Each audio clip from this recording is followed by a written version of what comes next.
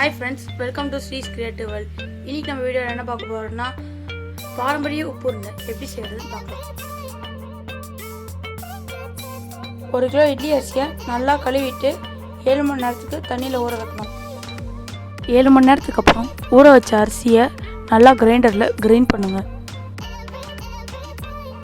கிரைண்டரில் போட்ட அரிசி கொஞ்சம் நல்லா கிரைண்ட் ஆனதுக்கப்புறம் உப்பு ஆட் பண்ணிக்கோங்க.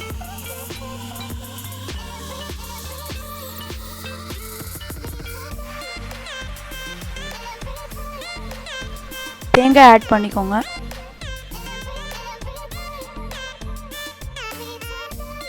சிறு ரவை பதத்துக்கு நல்லா கிரைண்ட் பண்ணுங்க. வானல்ல எண்ணெயை ஊற்றி எண்ணெய் சூடான பிறகு நம்ம அரைச்சி வச்ச மாவை அதில் போட்டு கெட்டி பதம் வர வரைக்கும் கிளறிக்கிட்டே இருங்க. இந்த பதம் வர வரைக்கும் நல்லா கேஸ்லேயே கிளறிக்கிட்டே இருங்க. அதுக்கப்புறமா அதை ஆற வச்சு ஒரு நார்மல் சைஸ்டு பால்ஸாக அதை உருட்டுங்க. மாவை இந்த மாதிரி நல்லா உருட்டிக்கோங்க. உருண்டைகளாகி பிடித்த மாவை இட்லி குக்கரில் வைத்து ஒரு 15 நிமிடத்திற்கு நன்றாக வேக வைக்க வேண்டும். 15 நிமிஷத்துக்கு பிறகு உப்புருண்டை நல்லா வெந்துவிட்டது. இப்போது உப்புருண்டைக்கு சட்னி எப்படி செய்வதுன்னு பார்க்கலாம்.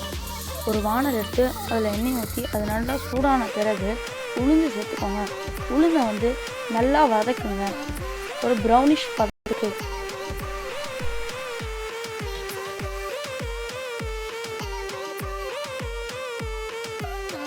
உளுந்து நல்லா வதங்கினதுக்கப்புறம் உங்கள் தேவைக்கேற்ப காஞ்ச மிளகாய், கொஞ்சம் இஞ்சி, கொஞ்சம் பெருங்காயம் சேர்த்துக்கிட்டு நல்லா வதக்குங்க.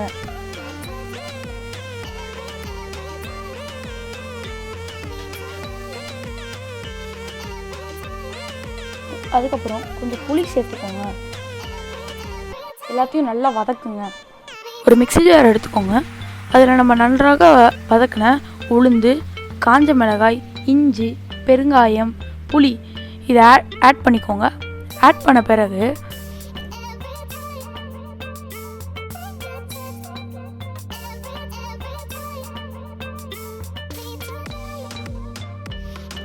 நான் நல்லா கட் பண்ண தேங்காய், உங்களுக்கு தேவையான அளவு உப்பு, கொஞ்சோண்டு கருவேப்பிலை, இது மூணுத்தையும் சேர்த்து கொஞ்சோண்டு தண்ணி சேர்த்து நல்லா அரைச்சிடணும். இந்த பதம் வர வரைக்கும் நல்லா அரைங்க. சட்னி ரெடி. பாரம்பரியமான உப்புருண்டையும் சட்னியும் தயார். Stay home, stay safe, stay healthy. Like, share and subscribe. கூடவே அந்த பெல் ஐக்கனையும் கிளிக் பண்ணுங்கள். Follow us on Instagram and Facebook. Link in description.